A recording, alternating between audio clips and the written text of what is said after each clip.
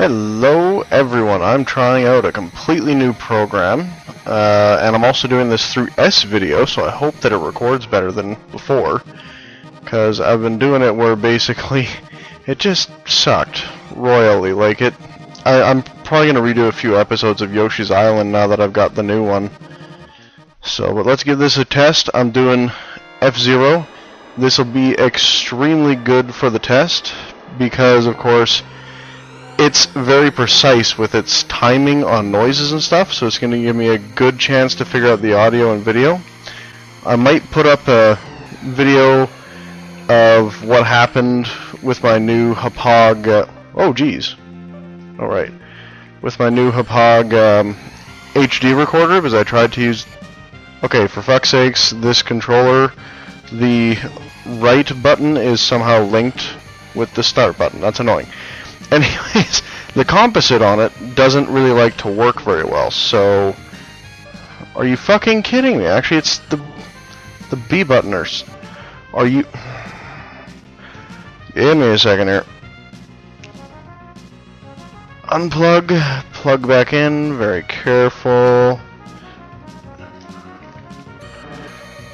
Okay, there we go. Anyways. Excuse me.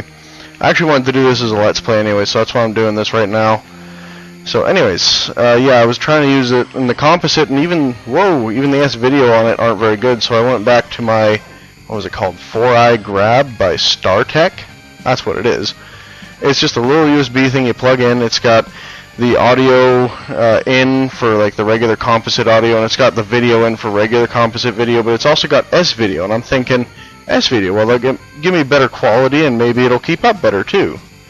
And the program that I got with the Hapag thing seems to be working quite nicely for the recording.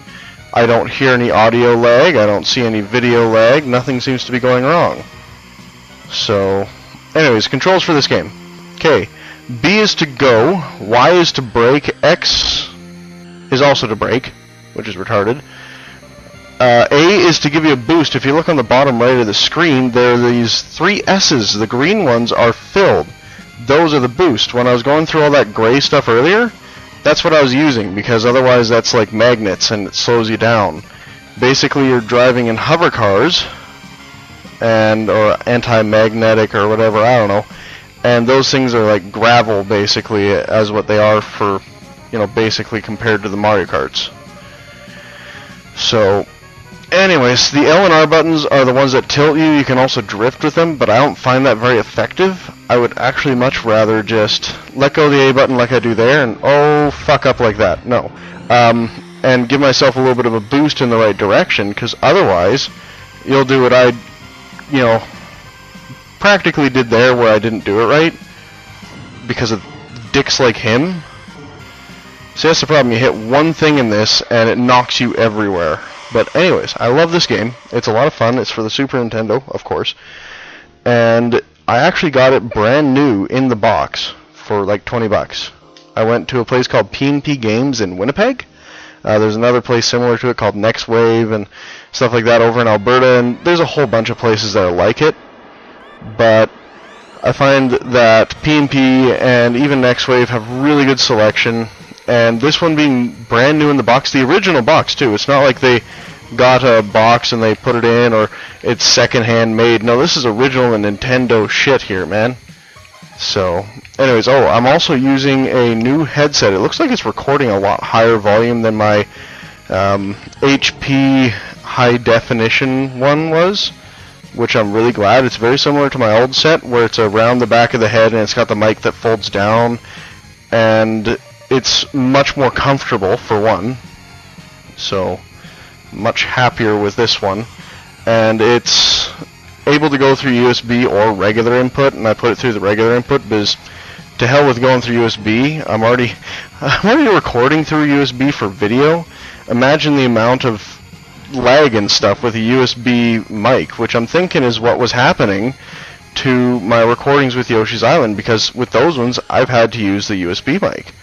So basically, now I'm using the regular mic, and it seems to be going so much smoother. I mean, I know I'm doing it through S-Video instead of regular video, but that shouldn't make a huge difference since it's just the video change.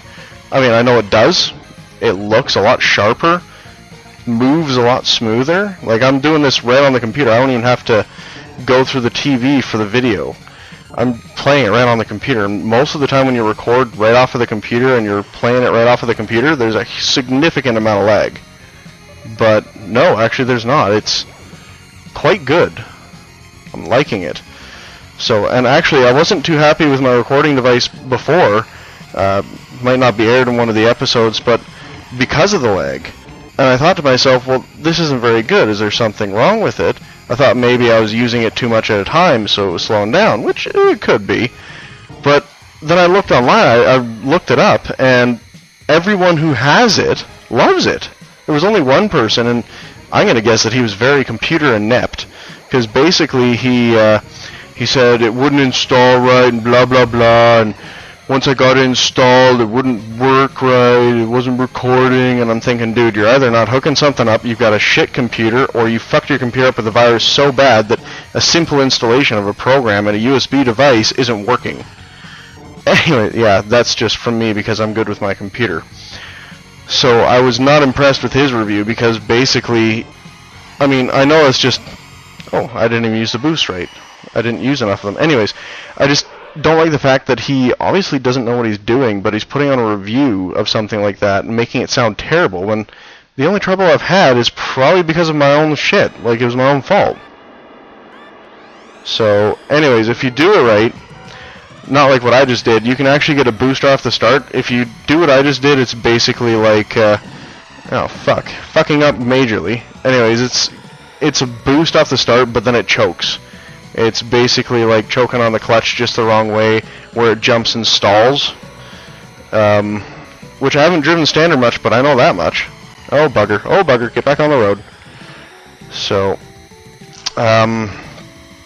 anyways, if you do it right and you charge it up beforehand and then you press it at just the right time, you might even be able to do it just by pressing it at the right time, but it looks cooler if you charge it and then go.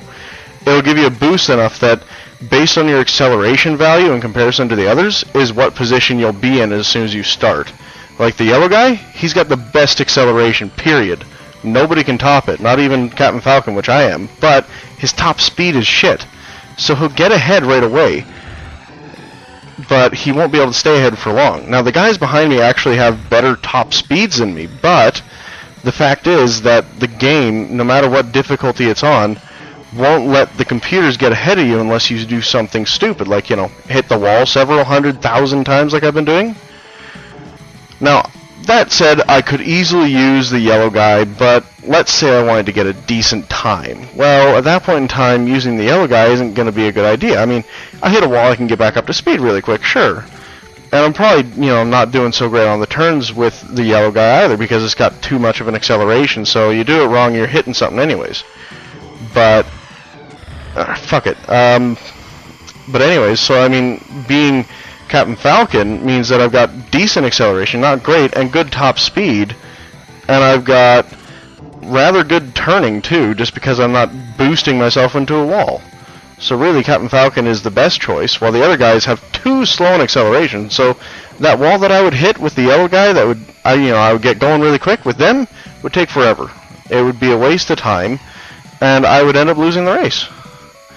So anyways, yes, so but if you're wondering and you haven't actually figured it out, this is where Captain Falcon comes from, in case you knew him from, like, you know, Super Smash Bros. Or something, and you didn't know where he was from. This is it, the first one. There is also Fzero X, or I think there's also Fzero GT, I don't know. But they're for, like, the GameCube and the 64? Does the 64 have one? Fuck, I don't even know. I've only ever actually... No, I've played the X or whatever it is for the GameCube, but I've really only ever played this one just because I've had it all of my life. When my parents got the Super Nintendo, this is one of the games that they got, not with it, but soon after. And I don't know why, because it's not a mainstream game, so I didn't think, you know, my parents would ever have heard of it. But now that I think about it, it was a really well-made game, so maybe my dad tried it somewhere and got it because of that, or maybe he just wanted a racing game that looked kick-ass. I don't know. Or maybe it was just affordable and something new to play. So, but a lot of the people that I knew at the time, like my old babysitter, Shane, he was pretty kick-ass, I'll admit that. He was playing this while he was babysitting me, and I loved to watch. I didn't care what was going on, as long as I got to watch. And he showed me this game and how to get first and all that, and I thought that was the coolest thing ever. Okay, I did a terrible terrible start there, and this is going much better than before. I said on the Hapog, it would lag to shit. Like, I would be playing this, and it would be lagging, and then all of a sudden the video would just completely cut out, and I would lose everything. It would say video not available or something, and so I would actually start running into walls without even having the chance to stop it from happening, just because I couldn't do a thing. I got my ass handed to me over and over again just because I couldn't do it. I kept dying because I kept hitting the walls really hard and not being able to stop. So, oh, fuck off. So anyways, this is actually my own Super Nintendo. When I first got here, I asked my dad if I could take our old one with me, but he said no because it was his, and I mean, it's understandable, but right about now, I don't even know if they know where theirs is. It's just sitting at home somewhere that, I said, I don't even know if they know where it is. I don't even know where it is. And, like, I found one of the controllers in a box that was packed to go back to where I'm living right now. And I thought to myself, well, that's not right. It's not my controller. So I put it back away, but I don't even know where their system is, let alone where they put it, or where they thought they put it, or what's going on with it. So really, I could have just taken theirs instead of having to get my own. But, I mean, I respect their authority and the fact that it is literally theirs. It's not mine. So why should I take it when it's theirs, right? But it still would have been nice. So, but this one works nice. I love it. It's never given me trouble. I actually bought one off of eBay before, and I got some of the controllers from that one, admittedly. And I think one of the controllers is busted now, though, like the cord bent the wrong way and cut something inside. But regardless of that, I got it, and I plug it in, and nothing works. Like, it wasn't even to the point where it was displaying something bad. It was just not displaying anything at all. And I really didn't like that at all. I was very upset. I had paid good money for it, and I didn't get a thing out of it. But the guy was, after I showed him proof, nice enough just to take the system back and give me enough money to ship it back to him, and I got to keep the controllers. But the system itself didn't work, so I was very upset with that. Now this one I bought from NextWave, as I was telling you about earlier, and I haven't had a single problem with it ever.